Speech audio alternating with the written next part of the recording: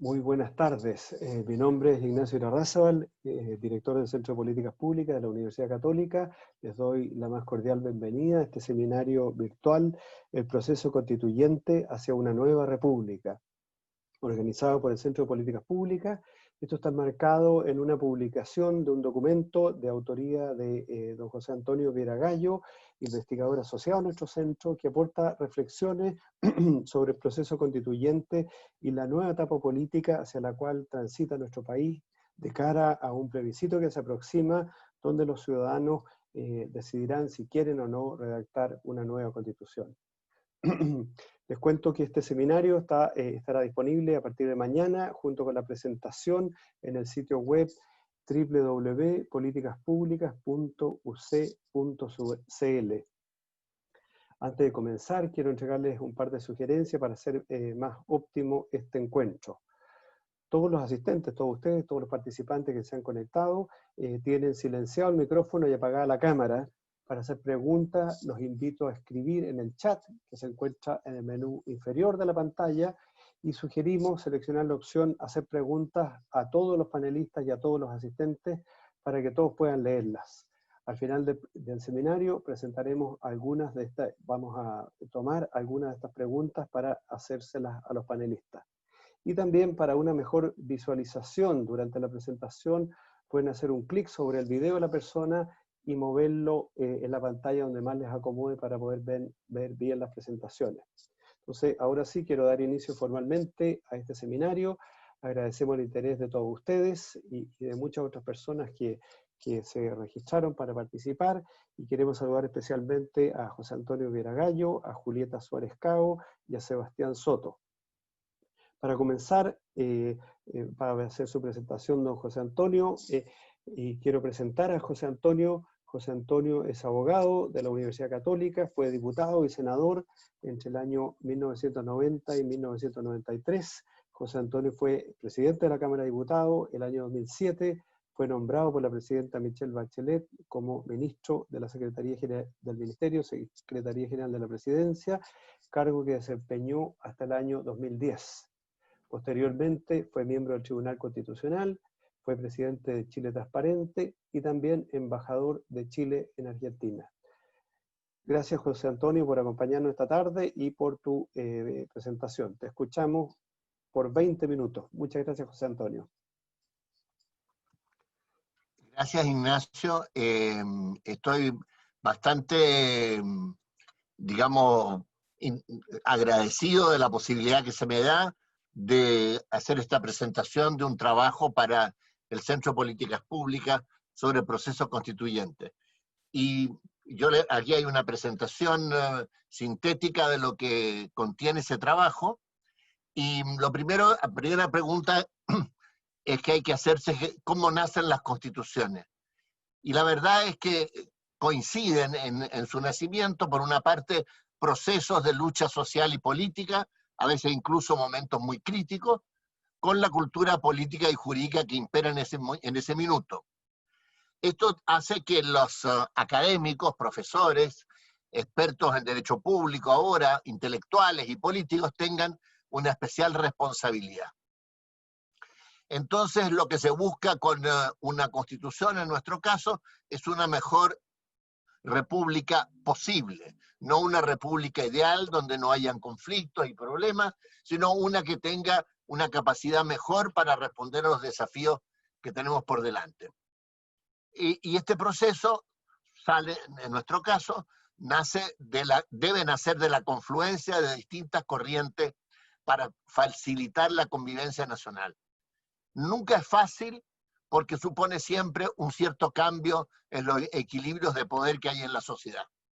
Y es muy importante seguir, ahí puse una cita de Cicerón, que da una buena recomendación, en el sentido que hay que considerar la historia y no dejarse llevar solo por las doctrinas. Él dice, el Estado romano no ha sido constituido por un ingenio solo, sino por el consenso de muchos. Ni se consolidó en una sola época, sino por el transcurso de muchas generaciones y bastantes siglos. No es posible encontrar un ingenio tan grande, él cita en este caso a Catón, que todo lo abarque y el concurso de todas las personas esclarecidas de una época no conseguiría, en materia de previsión y de prudencia, suplir las lecciones de la experiencia del tiempo. Yo creo que esto es muy importante tenerlo en cuenta. No se trata de imaginar una república ideal al gusto de cada cual, sino que en nuestra historia, en nuestras circunstancias, pensar el nuevo paso que tenemos que dar. Y por eso en el trabajo se hace una inserción de este proceso en la transición chilena. ¿Por qué? Porque de la transición surgió, después de las reformas del año 89, una democracia pluralista y amplia, pero a la vez una democracia asociativa, que el teórico más conocido de este concepto, Liebhardt, era una democracia, pero era asociativa. Es decir, había una serie de mecanismos que atenuaban la vigencia del principio de mayoría. Puse ahí algunos: senadores designados que incidían en la mayoría, sistema electoral binominal que favorecía a la primera minoría, altos quórum para ciertas leyes, 3/5, 4/7, y el control constitucional preventivo de los proyectos de ley orgánica constitucional por parte del Tribunal Constitucional. Las reformas posteriores fueron haciendo avanzar la democracia del sistema, pero siempre dentro de esos parámetros. Y luego de la reforma del 2005, en la época de Ricardo Lagos, que puso fin a los enclaves autoritarios, resurgió con fuerza la idea de contar con una nueva constitución. Primero en la academia, después en ciertos grupos sociales, y después esto se tradujo con fuerza en la idea de una asamblea constituyente. En la vida pública, el primero que planteó la nueva constitución con fuerza fue Eduardo Frei Ruiz-Tagle en su campaña presidencial segunda. ¿Qué trajo o qué provocó esto? Yo creo que lo básico fue que al no ser eficaz el principio de mayoría en el Congreso, ciertas reformas fueron postergadas o impedidas mientras la sociedad avanzaba aceleradamente por el progreso económico-social. Y se fue produciendo una ruptura, un alejamiento entre la gente, pudiéramos decir en general, y por otra parte el mundo político. El movimiento de octubre del año pasado provocó el acuerdo político que marca la actual discusión sobre el proceso constituyente. En los hechos, estamos asistiendo al final de lo que pudiéramos llamar la Tercera República, si tomamos en cuenta las constituciones más duraderas de Chile, la del 33, la del 25 y la actual. Durante algunos antecedentes, en el segundo gobierno Bachelet, se puso en marcha una discusión, pudiéramos decir, constitucional o constituyente, que tenía una fase de debate ciudadano, que participaron 200.000 personas, y que concluyó en el envío de un proyecto al Congreso de reforma constitucional para crear una convención que estaría encargada de elaborar la nueva Carta Fundamental y un proyecto de nueva Constitución. Pero ese proyecto nunca se discutió, quedó ahí en el Congreso y no se tramitó. Lo interesante de este proceso, además de lo masivo, de lo amplio, etcétera, fue que ese gobierno descartó la idea de una ruptura constitucional, de un Big Bang, tesis que algunos sostenían y que habría dado origen a un poder constituyente originario, podríamos decir, para simplificar en términos, un poder constituyente revolucionario. El proceso constituyente que nace el 15 de noviembre del 2019 contempla un plebiscito de entrada con voto voluntario, que es el que vamos a tener en octubre. Si ganara el apruebo una convención constitucional o plenamente electa o de composición mixta, mitad electa, mitad de parlamentario, y de integración paritaria por género, y con una cierta importante representación indígena, que está por definirse. Y por último, un plebiscito ratificatorio con voto obligatorio. La convención es un órgano, o sería, digamos, si se forma, un órgano del Estado, con una competencia única, que es elaborar la nueva Constitución. Le está prohibido inmiscuirse en cualquier otro asunto público. Es un órgano de derecho y no de facto, y está regulado. Tiene un plazo de 9 meses, prorrogable por 3. Debe respetar en la elaboración del nuevo texto el régimen republicano, el sistema democrático, los tratados internacionales, y ahí están los tratados internacionales de derechos humanos, y las sentencias judiciales firmes. Sus acuerdos se deben adoptar por 2/3 de sus miembros en ejercicio. Este es un quórum altísimo, es el más alto quizás que uno pueda casi imaginar, y porque es el quórum que da origen a una nueva forma de república. Y de los vicios esenciales del procedimiento se puede apelar a 5 miembros de la Corte Suprema.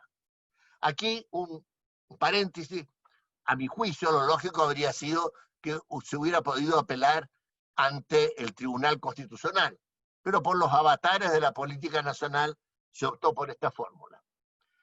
La aprobación de su reglamento, que será el segundo acto, porque el primer acto es elegir el presidente, el vicepresidente, la aprobación de su reglamento será un termómetro del clima político imperante en la convención. Será una señal del grado de confianza que exista entre los convencionales. Cuando se discute mucho de procedimiento, es que hay mucho recelo en la forma de funcionar. En Bolivia, por ejemplo, esta discusión del reglamento demoró 7 meses. Si esto se repitiera entre nosotros, prácticamente se coparía todo el tiempo de la discusión de fondo. Por eso este punto es muy importante y sería de esperar que si gana el apruebo en el plebiscito, y los distintos centros de pensamiento o escuelas de derecho fueran preparando un anteproyecto de reglamento de tal manera que los convencionales llegaran con un trabajo previo ya realizado. El proceso constituyente chileno es singular. Desde luego se aparta de lo que se llama el nuevo constitucionalismo latinoamericano, pensamiento que nació en la Escuela de Derecho de la Universidad de Valencia y que ha inspirado los procesos bolivarianos de Venezuela, el 99, Ecuador, el 2008 y Bolivia, el 2009. No me voy a extender en explicar esos procesos, pero nacieron de una ruptura y llevaron adelante, digamos, la discusión de la nueva Constitución con una fuerte intervención o del jefe del Estado o del partido hegemónico. En 2 de estos casos, estos países han desembocado en crisis constitucionales. En el caso de Venezuela es muy paradojal, porque los grandes artífices de la nueva Constitución hoy día son opositores al régimen o se encuentran en el exilio. Y en el caso de Bolivia hay una crisis en marcha. En el caso de Ecuador, el sistema hoy día está muy tensionado.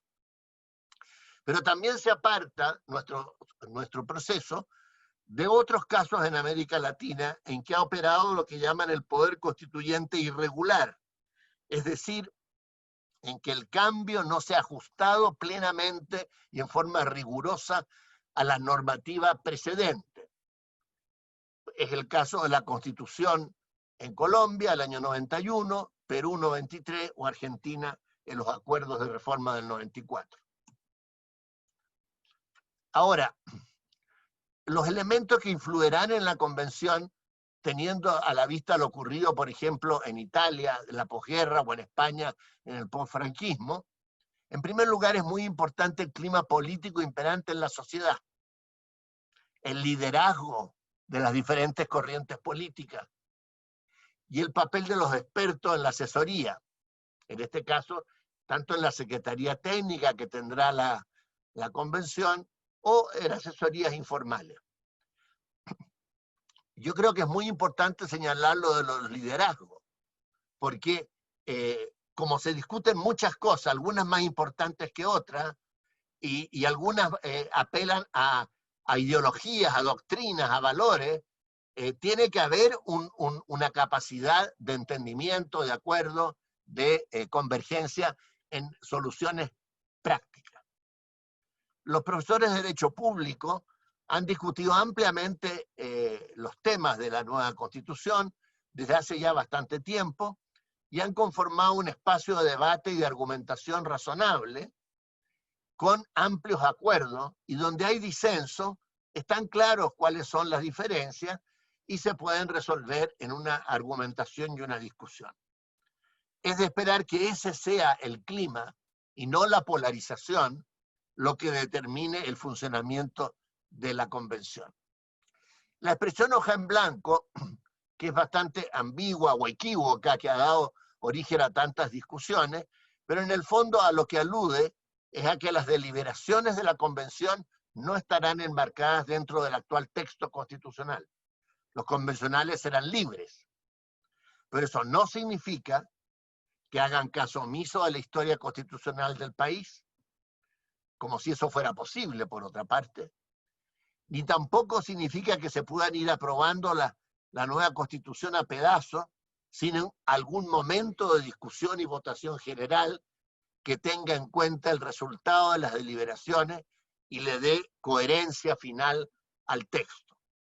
Entonces, el funcionamiento de la convención tendrá que seguir la tradición de lo que es el derecho parlamentario y el funcionamiento de la Cámara o del Congreso en las aprobaciones de los proyectos de ley o de reforma de la Constitución.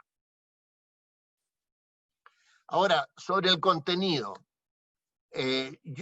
digamos dos partes. Una es una parte más dogmática. Ahí será muy importante determinar cuánto debe abarcar el texto y cuánto debe dejarse a la deliberación política.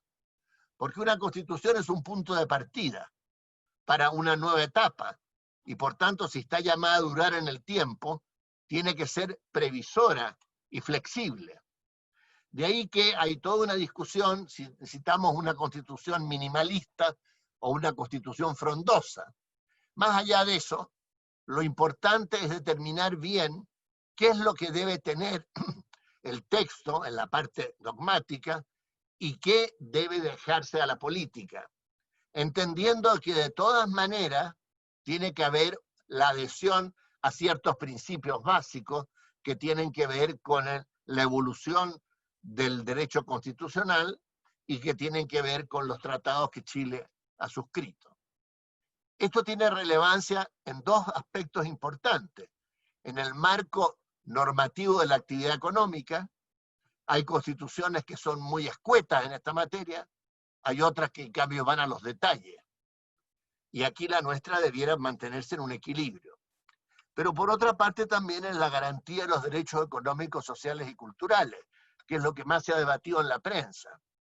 Y aquí no cabe duda que estos derechos son, por una parte, principios y mandatos hacia el Poder Legislativo y el Poder Ejecutivo para dictar normas y poner políticas públicas que alcancen ciertas metas, pero tienen también un núcleo, un mínimo esencial que el ciudadano pudiera o debiera poder reclamar ante los tribunales. Y aquí viene la gran discusión. Y solo se puede determinar ese núcleo en un debate serio, derecho por derecho.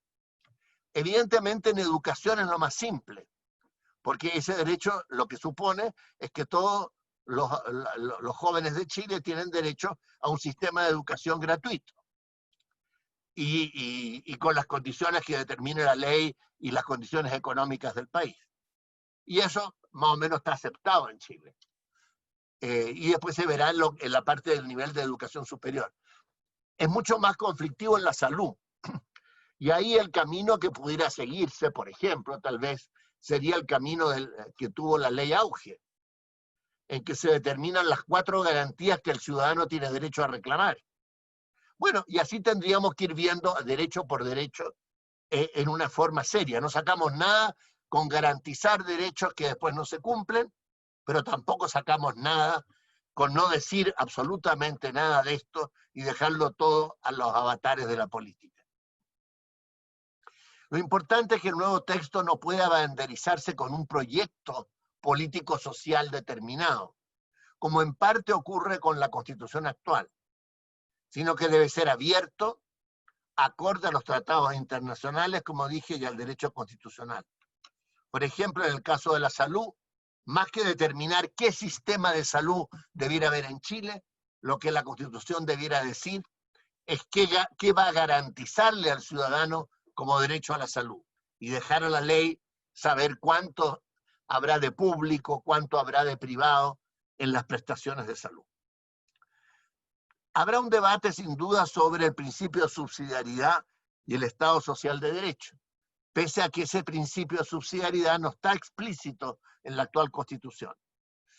Y sobre el Estado social de derecho es un planteamiento, una aspiración de un sector importante de las fuerzas políticas, siguiendo un poco el ejemplo de los estados de posguerra europeos, particularmente en Alemania, en España, etc. Lo que sí yo creo que es claro es que debiera establecerse una cláusula más enérgica que comprometa al Estado a favorecer la realización de los derechos económicos, sociales y culturales, y que sea más fuerte que lo que está hoy día en el artículo 1 de esta Constitución. El modelo puede ser el artículo 3 de la Constitución italiana, o el que existía en lo que se llamó el Pacto de Garantías, que dio origen a las reformas del año 1971, que valdría la pena volver a leer. Ahora, sobre la organización del Estado, vuelvo aquí a una cita. Primero es muy importante porque define el acceso y el ejercicio del poder, sus límites. Vuelvo aquí a una cita de Cicerón que decía: de los magistrados depende la forma de la república, y por su organización se conoce el género de gobierno. Y después añadía: y en su imagen se proyecta la condición de la patria. Claro, porque no se saca nada con tener una parte normativa si después el aparato de funcionamiento del Estado no está bien concebido. Respecto a la organización del Estado, hay que tener una mirada general que no se centre solo en la forma de gobierno. Hay que considerar, por ejemplo, la descentralización, el grado de descentralización que vamos a establecer. Y también hay que considerar la expansión de lo que se llama el área de las autonomías, de instituciones autónomas, sea de rango constitucional, legal o administrativo. Llevas Sobre el 18 minutos. 18 minutos llevas, José. Muy bien. Termino el tiro. Sobre el régimen político, yo personalmente me inclino por buscar un reequilibrio entre las funciones y atribuciones del Ejecutivo y el Legislativo. Y ahí puse un elenco de nuevos desafíos, entre los cuales me parece muy importante el reconocimiento de los pueblos originarios, así como establecer distintas formas de participación ciudadana, como las consultas, plebiscitos, referéndum, etc. La conclusión: que el proceso constituyente, para tener éxito, debe concluir con una propuesta de nueva constitución que recoja los aportes de todas las corrientes culturales y políticas, una casa común, que después sea sancionada por la ciudadanía.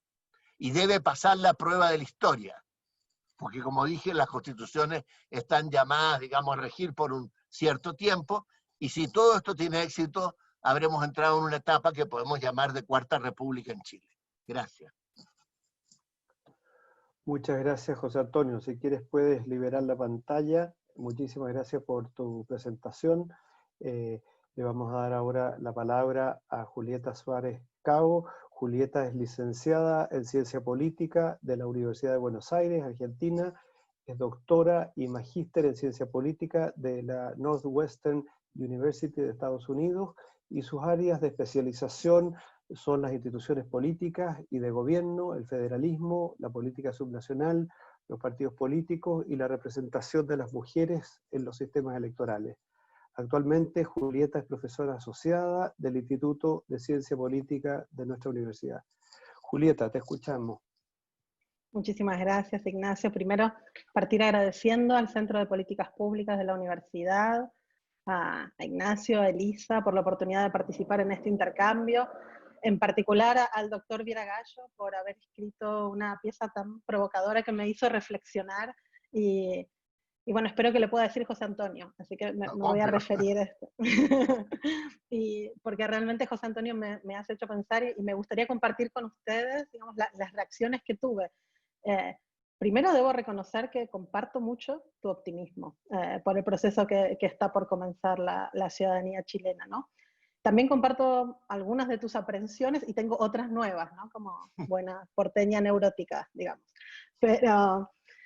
Pero también me ponen, ¿no? Como en el lugar de hablar desde otra disciplina, ¿no? José Antonio, Sebastián son abogados, yo soy cientista política, así que bueno, espero que mis reflexiones sirvan también quizás para ver este fenómeno desde otro ámbito, desde una disciplina muy cercana, hermana, digamos, al derecho, pero que tiene también una visión propia, y que creo que fue eso lo que me gatilló el documento que muy graciosamente nos compartió José Antonio.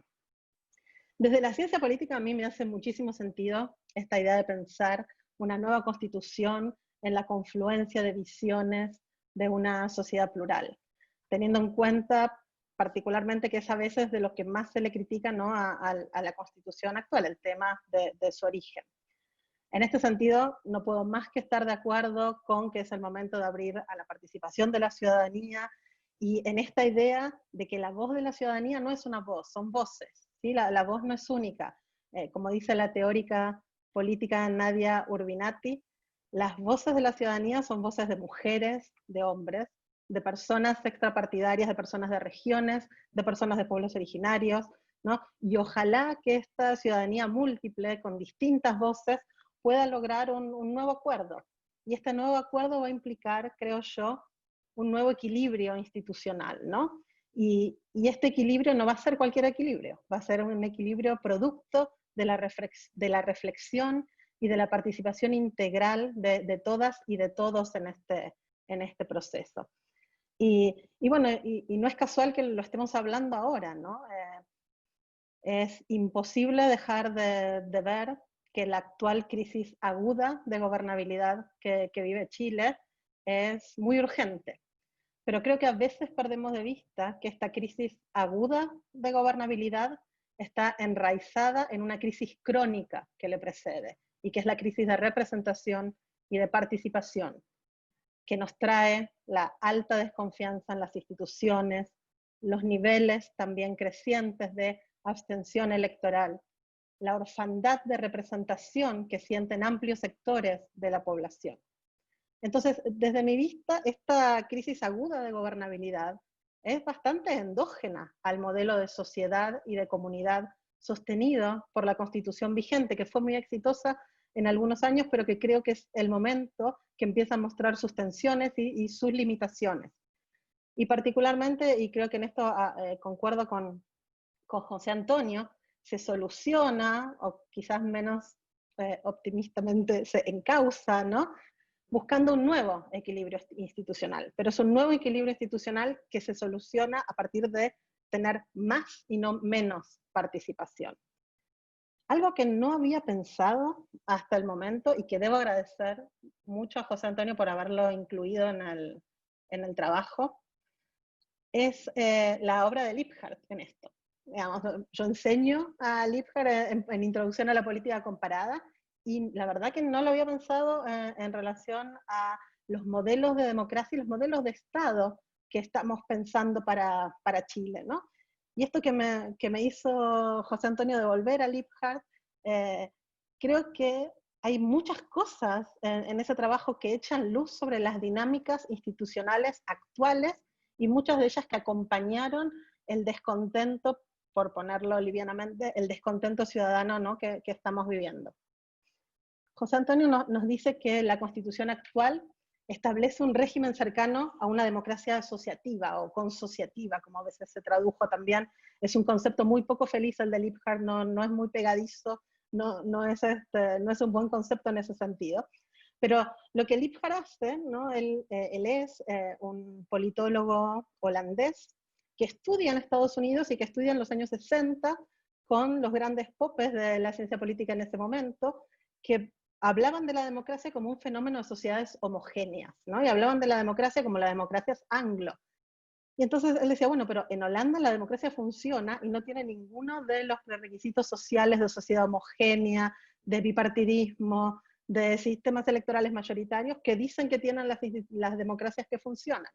Entonces él empieza a pensar este otro modelo como alternativo de democracia, al que va a llamar democracia consociativa, y lo va a contraponer a su polo opuesto, al modelo opuesto, que es el modelo mayoritario, cuyo tipo ideal es el Reino Unido, ¿no? Estos países que funcionan con gobiernos de un solo partido, con bipartidismos y con instituciones electorales mayoritarias. En ese sentido, José Antonio tiene razón. Todos los quórum y las reglas supramayoritarias de la Constitución vigente en Chile funcionarían, como lo pensaban también los padres fundadores en Estados Unidos, como una salvaguarda contra una eventual potencial tiranía de la mayoría, ¿no? Y en ese sentido son arreglos institucionales muy cercanos a estas democracias asociativas o de consenso también, como se las ha denominado al modelo de Liebhardt.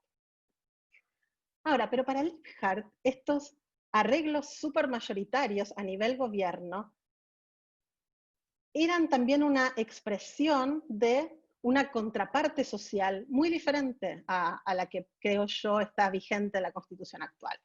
Porque, digamos, teníamos estos arreglos supermayoritarios, pero a la vez teníamos una representación en estas sociedades típicas, los Países Bajos, Bélgica, una representación amplia y diversa, y una distribución de poder verdaderamente compartida. En mi lectura, al menos, estas supermayorías funcionan en sociedades heterogéneas, donde existe una representación a cabalidad de diferentes grupos sociales, Liebhardt lo llega a llamar hasta subculturas, y donde la función de gobierno es realmente compartida. Son parlamentarismos gobernados por grandes coaliciones de partidos, y estos partidos, que son muchos, son sistemas multipartidistas bastante fragmentados, representan no solo ideologías, sino también identidades, ¿no? Entonces estas democracias asociativas en realidad se conjugan con sistemas de representación electoral, de representación proporcional casi pura. El ejemplo de nuevo son los Países Bajos, que tiene un parlamento de 150 representantes que se eligen en un distrito único en todo el país. Y esto hace que sea uno de los países donde la traducción de votos a escaños sea la más fiel del continente. También tiene una estructura de Estado unitaria, pero fuertemente descentralizada. O si vamos a Bélgica, ya estamos hablando de un Estado federal. Es decir, las supermayorías en ese caso, se combinan con amplia representación y con instituciones de gobierno, en particular de distribución territorial del poder, que comparten el poder desde el nivel central hacia los niveles subnacionales. Ahora, yo nunca había pensado esto, que la Constitución del 80 solo tiene una parte de estos modelos de democracia de consenso, ¿no? Tiene las prescripciones supermayoritarias, pero las conjuga con otros rasgos típicos del modelo de democracia opuesto al de Liebhardt, con rasgos, con condiciones cercanas a la democracia de mayoría. El sistema binominal, por ejemplo, yo en eso creo que en realidad al fomentar el voto estratégico y la conformación de una competencia bipolar entre dos polos, eso está casi en las antípodas del voto sincero que es promovido por los sistemas electorales de representación proporcional más pura, donde las personas no tienen que decidir votar por la opción menos mala, sino que pueden votar por la opción más cercana a sus preferencias, porque saben que de todas maneras, con un sistema de representación proporcional fuerte, van a conseguir representación parlamentaria. Además, el sistema de gobierno de la Constitución vigente es de un presidencialismo que yo llamaría casi exacerbado, ¿no? Y que incluye además... 9 minutos. Justo cuando hablas del presidencialismo viene el garrote del tiempo, pero termina las ideas que tienes, termina, dale. Un presidencialismo que incluye cláusulas de debatible espíritu democrático, como el tema de la iniciativa presidencial exclusiva para proyectos de ley que impliquen erogación presupuestaria, y además un sistema altamente centralizado. Entonces tenemos supramayorías con un sistema que concentra el poder en la figura de la presidencia y que centraliza el poder en Santiago. Entonces, no quiero hacer un argumento muy contrafactual, pero yo hubiera pensado que quizás con instituciones en general más consociativas, más representativas, más desconcentradas y más descentralizadas, estos cambios quizás hubieran sido posible de canalizarse institucionalmente y haber tenido una vez propia, en vez de haberse visto obligados o quizás optado a salirse del sistema. Quizás no hubiera sido suficiente tampoco, ¿no? Es un contrafáctico, pero yo creo que hubiera permitido una cierta renovación de la dirigencia, ¿no? Y un nuevo equilibrio de gobernabilidad, que en mi opinión esto es lo que permite la oportunidad que abre la Convención Constitucional.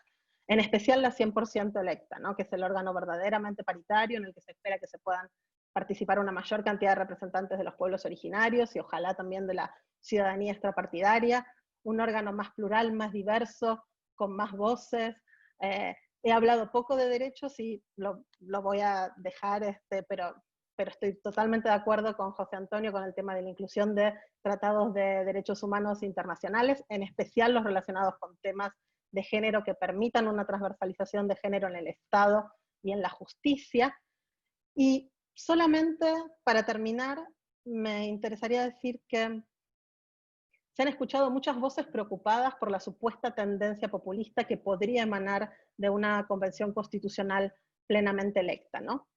A esto, digamos, yo solo respondería que el verdadero antídoto contra la demagogia y el personalismo en la política es precisamente abandonar la concentración del poder que tenemos actualmente y optar por arreglos institucionales que repartan el poder entre el Ejecutivo y el Legislativo y entre el gobierno central y los gobiernos territorialmente situados. Hay un montón de diseños electorales para esto, no tenemos por qué casarnos con ninguno, se puede innovar además, pero creo que más que el problema de la supermayoría, me parece, y lo que me permitió pensar el texto de José Antonio, es precisamente esta combinación de características contradictorias que terminan creando lo que creo que podríamos decir, al menos hoy con el diario del lunes, la tormenta perfecta. Gracias. Muchas gracias, Julieta, por tus palabras. Queremos darle la palabra ahora al profesor Sebastián Soto. Sebastián es abogado de la Universidad Católica, hizo su máster en Derecho en la Universidad de Columbia, en Estados Unidos, y es doctor en Derecho por la Universidad de Chile. Se desempeñó como jefe de la División Jurídico-Legislativa del Ministerio de Secretaría General de la Presidencia entre los años 2010 y 2014, y antes trabajó como director del programa legislativo del Instituto Libertad y Desarrollo. En junio del 2019, el presidente Sebastián Piñera lo designó como consejero en el Consejo de Defensa del Estado. Actualmente, Sebastián es profesor de Derecho Constitucional en nuestra Facultad de Derecho de la Universidad Católica. Sebastián, te escuchamos. Muchas gracias. Muchas gracias, Ignacio, por la invitación. Muchas gracias al Centro de Políticas Públicas de la Universidad Católica y, por supuesto, a José Antonio Vieragallo la oportunidad de comentar su escrito y también por la posibilidad de compartir estos comentarios junto con Julieta.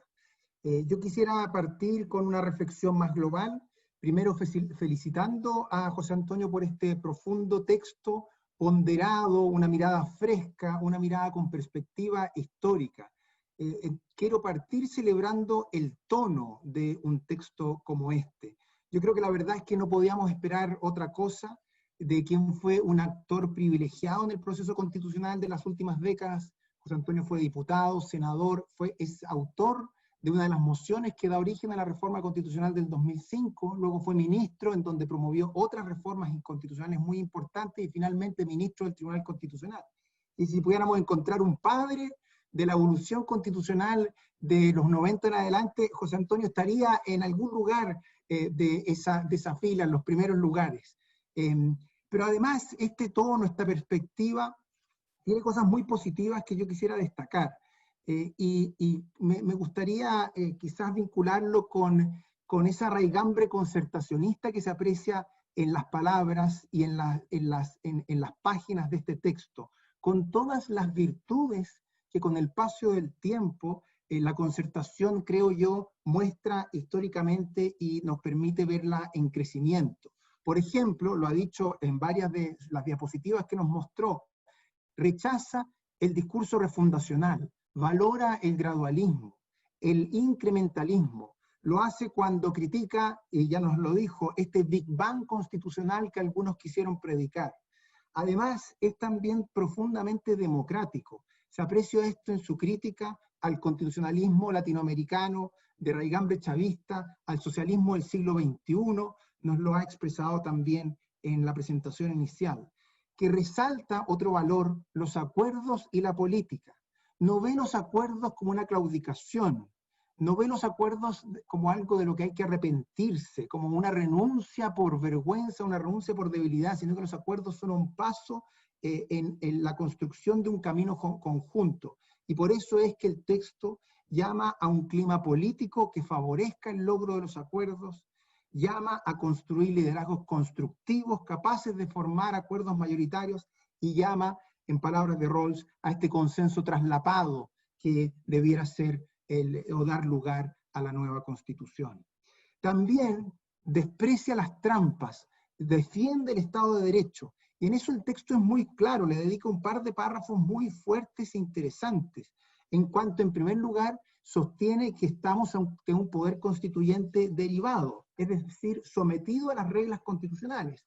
Pero luego agrega otra cosa, dice que si la mayoría de la convención, y lo estoy citando, quisiera sobrepasar esos límites, incurriría en una nulidad de derecho público. Y más adelante agrega, si pretendiera transformarse en un órgano constituyente originario, pasaría a ser un poder irregular de facto con todas las consecuencias políticas y jurídicas que ello implica. Principalmente, agrega, la invalidación de sus decisiones. Con esto es una clara señal a los sectores más revolucionarios. Es decir, creo estas características que he mencionado muy rápidamente nos dan lugar a un texto ponderado, a un texto que mira hacia el futuro, que intenta construir desde un consenso amplio y no a un texto revolucionario, no a un texto refundacional, sino que un texto en la mejor visión del constitucionalismo que mira la historia e intenta construir un puente hacia el futuro. Y yo creo que eso en esta época polarizada solo es digno de celebración y de felicitaciones. Con todo, yo quisiera detenerme en dos temas muy breves que creo pudieran servir para hacer un contrapunto con algunos de los planteamientos que hace José Antonio en su texto. El primero es el diagnóstico, es ¿cuál es el problema constitucional? Es intentar profundizar en esa pregunta. Cass Sunstein, que es un profesor de la Universidad de Harvard, que ha escrito mucho sobre esto y sobre muchas otras cosas, la verdad, dice que toda constitución viene a resolver un problema. Y nosotros podemos ver que la Constitución de 1833 vino a resolver o intentar resolver el problema de la anarquía. La de 1925 vino a resolver o intentar resolver el desgobierno del parlamentarismo. La Constitución en 1980 resuelve, intenta resolver la amenaza de transformar a Chile en otra Cuba, podríamos decir, y por eso nace esta democracia protegida. Pues bien, ¿cuál es el problema que viene a resolver la nueva Constitución o que vendría a resolver la nueva Constitución? Mal que mal hay que tener en consideración que tanto el 33 como el 25 había una cierta coincidencia en el diagnóstico. Quizás no en la solución, pero sí en la entidad del problema. Pero hoy parece que no estamos de acuerdo en la enfermedad constitucional, en el problema. Julieta nos propuso algunos sugerentes planteamientos que me gustaría también referirme a ellos más adelante. El problema que plantea José Antonio en algún momento y que trasunta todo el texto es que hoy día no estaríamos ante un gobierno de las mayorías y por eso la nueva Constitución buscaría establecer un nuevo sistema constitucional, lo cito, en que prime la soberanía popular y así puedan hacer realidad las aspiraciones de la mayoría. Yo tengo mis dudas con ese diagnóstico, no me logra persuadir. En primer lugar, porque el constitucionalismo nunca ha sido simplemente el gobierno de las mayorías. Cuando decimos constitucionalismo, decimos límites a las mayorías. A mí siempre me gusta citar una frase de Hamilton, no Jaime Guzmán, Hamilton, padre fundador del constitucionalismo norteamericano, que dice, denle todo el poder a los muchos y los muchos van a oprimir a los pocos. Luego agrega, denle todo el poder a los pocos y los pocos van a oprimir a los muchos. Y por eso concluye, ambos, los muchos y los pocos tienen que tener el poder. Esa es, creo yo, la lógica del constitucionalismo. Decir que hacemos constituciones para liberar a las mayorías de las ataduras, esto no lo dice José Antonio, lo estoy extremando un poco el argumento, pero decir que hacemos constituciones para liberar a las mayorías de las ataduras es un oxímoron. Pero además creo, y tampoco coincido en alguna medida en el diagnóstico, es porque yo creo que con mayor o menor intensidad, con mayor o menor rapidez, las aspiraciones sociales han ido siendo satisfechas. Yo creo que, y obviamente nos falta perspectiva para juzgar lo que pasó el 18 de octubre, pero mi impresión es que ahí no hay solo descontento. Me parece que es una mirada demasiado simple. Las estaciones del metro, las decenas de estaciones del metro que se quemaron, no se quemaron por descontento. Me parece que la política, con sus defectos, con sus ripios, ha ido acogiendo paulatinamente las demandas sociales. La pregunta tal vez es cómo satisfacerlas. Es cuál es el mejor camino para satisfacer esas demandas sociales. Y yo creo que esa pregunta no es una pregunta para los constitucionalistas, no es una pregunta de constituciones, sino que es más bien una pregunta para la política. Y por eso entonces creo yo que si es que hubiera que preguntarse cuál es el problema de la Constitución, nuestro problema es mucho más político que constitucional. Y cuando yo digo político, estoy diciendo en distintas facetas, en la política de la que hablaba Arendt, es decir, la forma en que nosotros convivimos siendo diferentes, nuestra política, nuestra forma de convivir creo que también está en crisis, y esa no es precisamente un reflejo de la Constitución, y también es cierto que la política propia del ejercicio del poder está, a mi juicio, en crisis. Esa política polarizada, esa política atada a la lógica del amigo y el enemigo, esa política que desprecia el pasado, que delibera por Twitter, que construye acuerdos según la temperatura de las redes sociales. Esa política, me parece, es una que debemos atender con mucha mayor prioridad. No digo que la Constitución no tenga ningún defecto, no digo que la Constitución no deba cambiar siquiera. Una Constitución que permanentemente está sujeta a crítica es una Constitución que no tiene un buen futuro. Pero sí lo que creo es que el problema principal no es tanto constitucional como político. Segundo tema en que me gustaría detenerme, antes que Ignacio me señale el tiempo. Y este es el régimen de gobierno, la discusión sobre régimen de gobierno. Yo celebro que José Antonio Vieragallo se enfoque en esto. Me parece que la discusión sobre régimen de gobierno es incluso más importante que discutir sobre el catálogo de derechos. Estamos discutiendo de cómo administramos el poder. Y José Antonio nos propone un sistema semipresidencial.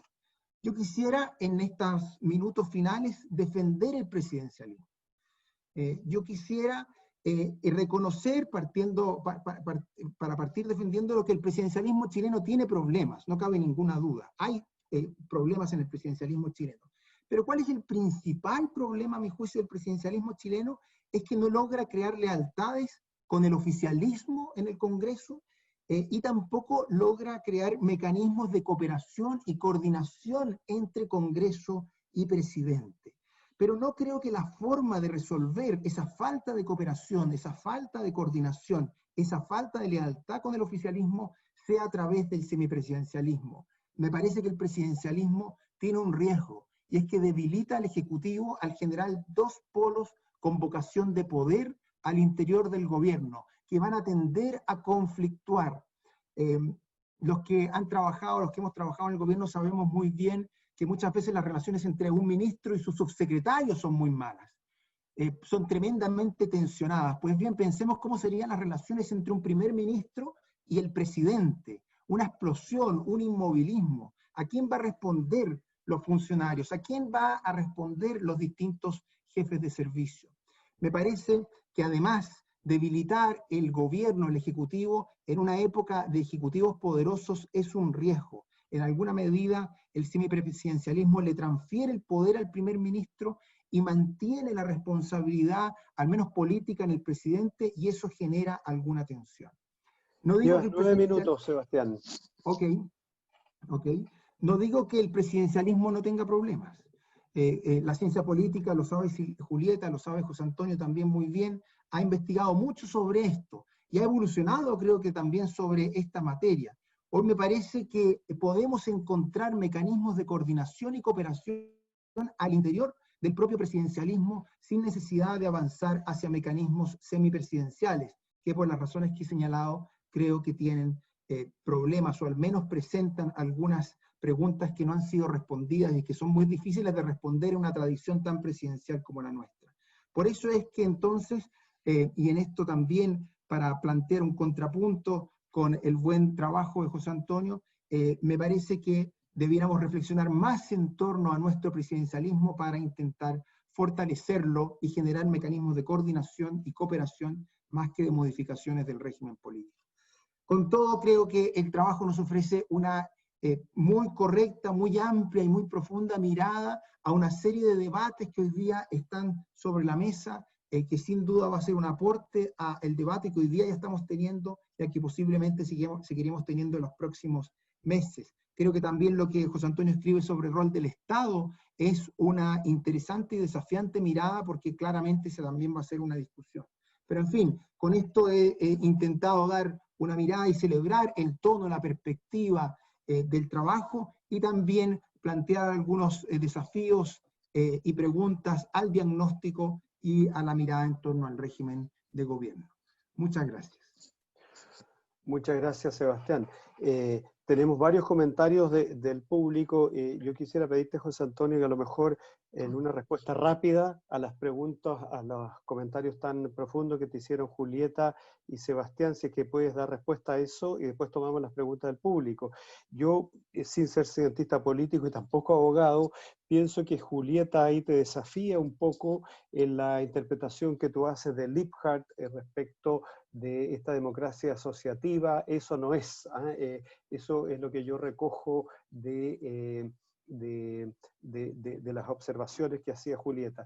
Y Sebastián te plantea una cuestión bien de fondo también, que es ¿cuál es el problema constitucional? Y Sebastián te desafía con esa pregunta y él se intenta a responderlo por su lado. Entonces, sería interesante que tú le respondieras a Sebastián cuál es el problema constitucional que tú visualizas actualmente. Entonces, si puedes responder esas dos largas preguntas, o sea, profundas preguntas en poco rato, y después recogemos las preguntas del público. Yo le pido tanto a Julieta como a Sebastián que lean el chat y tratamos de recoger algunas de las preguntas.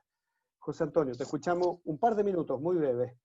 Bueno, en primer lugar quiero agradecer mucho tanto a Julieta como a Sebastián por sus comentarios muy profundos, que también a mí me dejan pensando, porque todos estos temas no tienen una solución matemática. Y voy a responder a todo en un conjunto de cosas. Primero, yo no creo que exista un problema constitucional que pueda ser distinto de un problema político. Y por tanto, creo que esto es una sola unidad. Son miradas distintas para un solo fenómeno. Recomendaría mucho leer el libro de Juan Luis Sosa, ahora, que se llama Chile Constitucional, para entender bien cómo lo que estoy diciendo se fue desarrollando con el tiempo.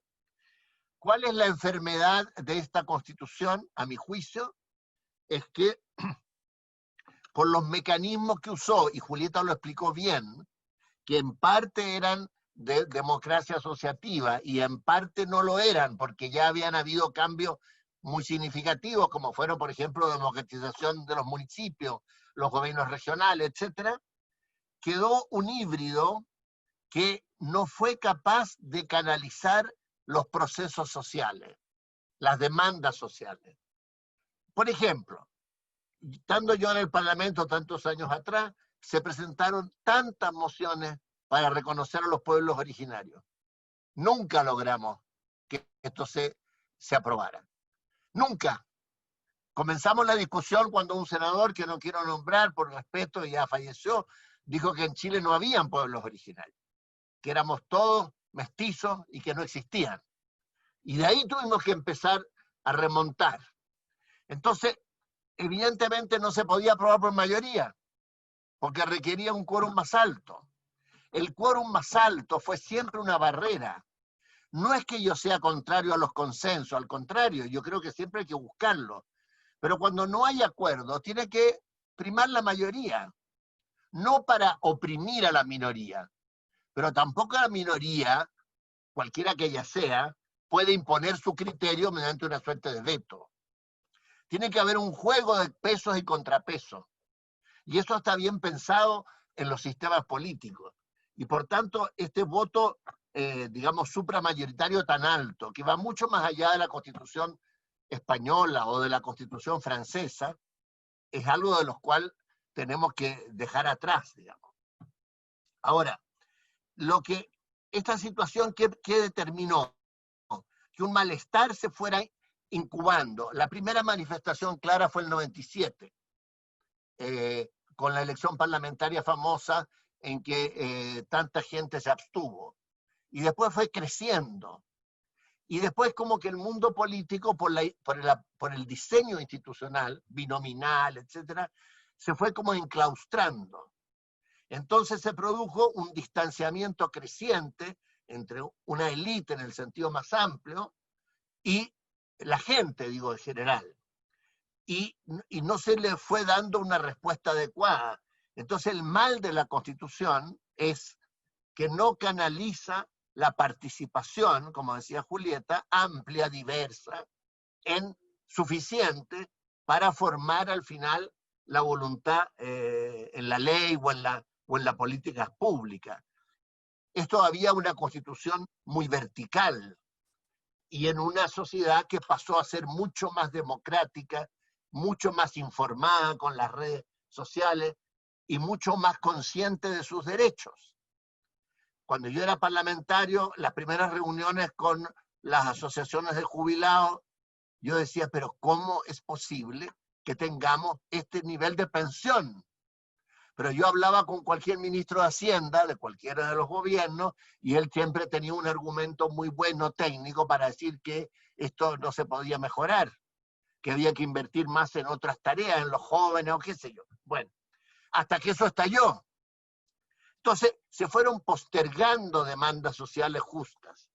Y eso determinó que el sistema tiene que concluir y dar paso a un nuevo equilibrio. Y yo confío que en ese nuevo equilibrio se podrá encontrar con la participación de todos. Respecto a lo que decía Sebastián ahora sobre el régimen político, yo la verdad que ahí lo que hago es quizá no me expresé bien, quizás no es un alegato en favor del semipresidencialismo. Yo creo que eso también es negativo. Si no, basta ver el Perú. Porque el semipresidencialismo traería dos cosas, además del defecto que dice Sebastián, o una inestabilidad de los gabinetes, o la cohabitación, como en Francia a veces. Y si hay cohabitación, ahí sí que la distancia entre el mundo político y el mundo social se agigantaría en forma exponencial, porque dirían, ve, son los mismos, piensan igual, en el fondo están con los mismos intereses, en fin, la crítica fácil que se suele hacer al mundo político. Entonces, yo lo que sí soy partidario es de que haya más poder del Congreso, pero eso ya son cosas muy específicas que habría que entrar a analizar. Gracias, José Antonio.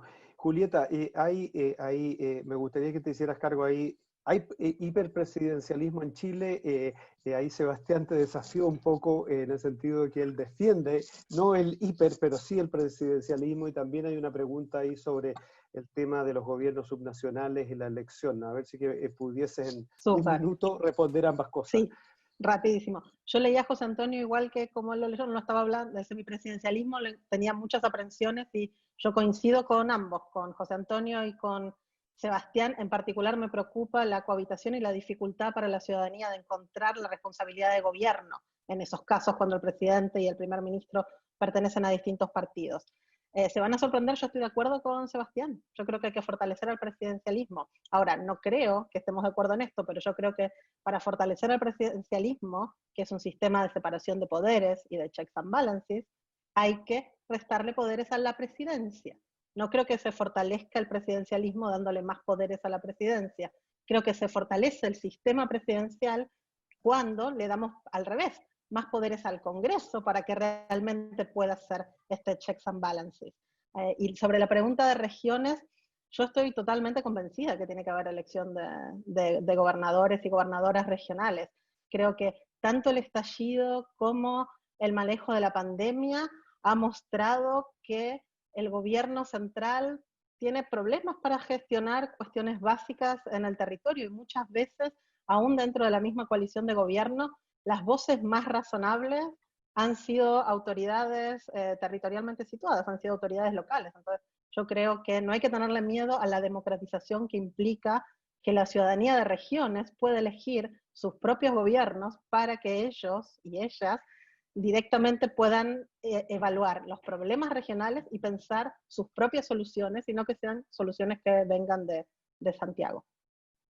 Gracias, Julieta. Sebastián, nos queda bien poco tiempo. Entonces, yo quería preguntarte, tú hablaste ahí del régimen de gobierno, pero hay una pregunta que fue de las primeras que entraron, de don Germán Rojas, que comenta: la Constitución colombiana se establecen mecanismos de tutela para reclamar el cumplimiento de los derechos sociales, y sabemos que eso va a ser de derechos económicos y sociales, sabemos que ese es uno de los grandes temas a discusión a futuro, y José Antonio terminó su presentación precisamente hablando de favorecer la realización. Yo no soy abogado, no sé qué significa el alcance de la palabra favorecer la realización. No sé, entonces, ¿cómo ves tú este tema de los derechos económicos y sociales? Y después la respuesta de Sebastián, les voy a dar 1 minuto y medio a cada uno para que den su mensaje final. Sebastián. Gracias, Ignacio. Bueno, creo que uno de los temas más debatidos siempre en las discusiones constitucionales es el catálogo de derechos. Nuestra experiencia regional, digamos latinoamericana, en las últimas décadas es de catálogos muy extensos, que reconocen, que transforman en derechos una serie de aspiraciones de un buen vivir. Y creo yo que eso es problemático, principalmente porque, lo dice José Antonio, porque fortalece en alguna medida la decisión judicial, porque promueve la judicialización. Colombia es un caso muy paradigmático de eso, Brasil también lo es, pero además porque en alguna medida desconfía o restringe la posibilidad de la política pública, de hacer los cambios relevantes, porque lo que sí tenemos que tener muy claro es que nosotros podemos declarar una serie de derechos, pero lo que de verdad va a cambiar la calidad de vida de los chilenos no es lo que declaremos en las constituciones, sino lo que se escriban en las leyes, se haga en las políticas públicas que los diversos congresos vayan haciendo en el futuro. Y por eso entonces la tensión entre catálogos muy extensos y catálogos más sobrios no debe llevarnos a creer que por simplemente enumerar derechos y concederles la posibilidad de ser justiciables, vayan estos a hacerse efectivos. De hecho, muchas veces eso puede limitar la puesta en marcha de una política pública. Gracias, Sebastián. Entonces, yo quería ofrecerles un par de minutos de cierre. Si quieres, alteremos el orden, dejemos a Julieta, después a Sebastián, y para que haga el gran cierre el expositor José Antonio.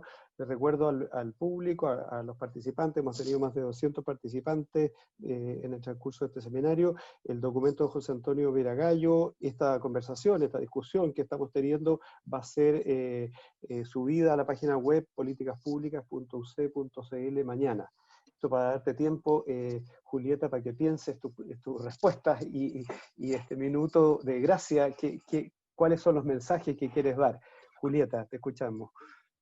No, quiero dar las gracias, especialmente a José Antonio, a ustedes también por la oportunidad, por charlar con Sebastián, que quizás se sorprendió en mi defensa del presidencialismo. Yo creo que el objetivo para mí es claro: hay que desconcentrar, descentralizar el poder, y hay que generar mecanismos para que grupos históricamente desaventajados, para desgenerizar a las instituciones políticas, y la Constitución, creo que la Convención Constitucional es simbólicamente, además de realmente, el momento ideal para ponernos sinceramente a pensar esos temas. Así que, bueno, solamente eso. Muchas gracias. Gracias, Julieta. Sebastián, ¿quieres dar algunas palabras de cierre? Perfecto. Bueno, por supuesto agradecer, Ignacio, al Centro de Políticas Públicas, a Julieta y también a José Antonio por esta invitación. Me parece que la conversación sobre régimen de gobierno, la lectura que hice y luego lo que ustedes han señalado es una cuestión que debiéramos seguir reflexionando, porque creo que va a ser uno de los grandes debates o uno de los debates de la convención. Yo sí quisiera tomar un punto que mencionó Julieta y mencionó José Antonio, que es esta crisis de legitimidad y representación. Yo coincido en eso. Yo coincido en que, en palabras de Rodrigo Correa, que le leí hace poco en una columna, tenemos que reconstituir o reconstruir nuestras instituciones mediadoras, ya sean los partidos políticos o ya sea una serie de otras instituciones que permitan mediar entre el ciudadano y los intereses ciudadanos y la definición política. Yo pienso que si ese es el desafío, ese desafío tiene facetas constitucionales, no cabe ninguna duda. Tiene facetas constitucionales, pero también tiene otra serie de facetas que no son propiamente constitucionales y que la Constitución no puede resolver. O sea, para reconstituir nuestras instituciones mediadoras, que parece ser importante, tenemos que pensar mucho más a fondo, también sobre partidos políticos, algo vi de una pregunta sobre eso, también sobre muchas otras cuestiones propias de nuestra vida en sociedad que no son necesariamente jurídicas ni constitucionales. Y eso creo que es un desafío al cual también debiéramos enfrentarnos en las futuras reflexiones. Muchas gracias, Sebastián. Don José Antonio. Mira, yo lo que quisiera es hacer un llamado de que todos estos debates, que son muy necesarios, importantes, y agradezco la invitación del centro, a Julieta y a Sebastián, están encaminados a dar confianza también a la ciudadanía.